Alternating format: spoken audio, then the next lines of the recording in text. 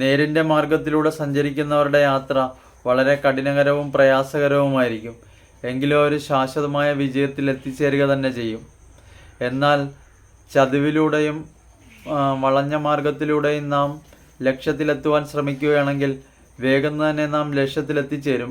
എങ്കിലും ആ ലക്ഷ്യമൊരിക്കലും നിങ്ങൾക്ക് സഫലമാകുകയില്ല. ജീവിതത്തിൽ സമാധാനവും ശാന്തിയും നൽകുകയുമില്ല. ജീവിതത്തിൽ സമാധാനവും ശാന്തിയും അത് നിങ്ങൾക്ക് നൽകണമെങ്കിൽ എപ്പോഴും സത്യത്തിൻ്റെ പാതയിലൂടെ സഞ്ചരിക്കുവാൻ ശ്രമിക്കണം.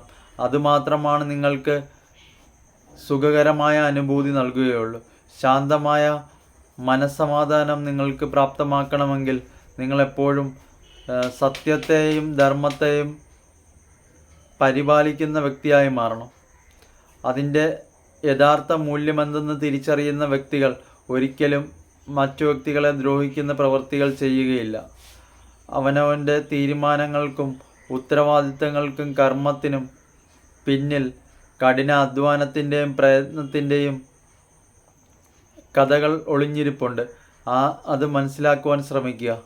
ജീവിതത്തിൽ നമ്മളെല്ലാവരും കഷ്ടപ്പെട്ട് ജീവിത വിജയം പ്രാപ്തമാക്കുവാൻ ശ്രമിക്കുന്ന വ്യക്തികളാണ്. അതിനാൽ തന്നെ നിങ്ങൾക്ക് ലക്ഷ്യത്തിലെത്തിച്ചേരുവാനും സാധ്യമാകുന്നതുമാണ്. പ്രയത്നത്തിലൂടെ മാത്രം കഠിനമായി പ്രയത്നിച്ചുകൊണ്ടേയിരിക്കുക. ആ പ്രയത്നം നിങ്ങളെ വിജയത്തിലെത്തിക്കും. നാം നേടുന്ന കാര്യങ്ങളെല്ലാം നമുക്ക് എന്നും സ്വന്തമായി നമ്മുടെ കൂടെ ഉണ്ടാകണമെങ്കിൽ നാം പ്രയത്നിക്കുന്ന വഴികൾ എപ്പോഴും സത്യവും ധർമ്മവും നിറഞ്ഞതും മാത്രമായിരിക്കണം. അതിന് മാത്രമാണ് സ്ഥാനം. അതുമാത്രമേ നമ്മളെ ശാശ്വതമായ വിജയം പ്രദാനം ചെയ്യുകയുള്ളൂ. അത് തിരിച്ചറിഞ്ഞുകൊണ്ട് നിങ്ങൾ ജീവിതത്തിൽ ശരിയുടെ പാതയിലൂടെ മാത്രം സഞ്ചരിക്കുക. കൂടെ നിൽക്കുന്നവരെയും വിശ്വസിക്കുന്നവരെയും കൂട്ടായി അവരുടെ കൂടെ എപ്പോഴും നിലനിന്ന് പോകുവാനും അവർക്ക് വേണ്ട പിന്തുണ നൽകുവാനും ശ്രമിക്കുക. ജീവിതത്തിൽ നിങ്ങൾക്ക് എപ്പോഴും മറ്റു വ്യക്തികൾക്ക് മാർഗദർശനം നൽകുവാനും അവർക്ക് വഴി കാണിക്കുവാനും കഴിവുള്ളവനായി മാറാനും സാധിക്കുന്നതാണ്.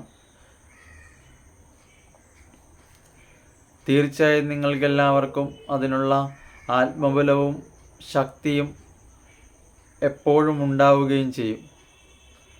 അതിനുവേണ്ടി പ്രയത്നിച്ചുകൊണ്ടേയിരിക്കുക.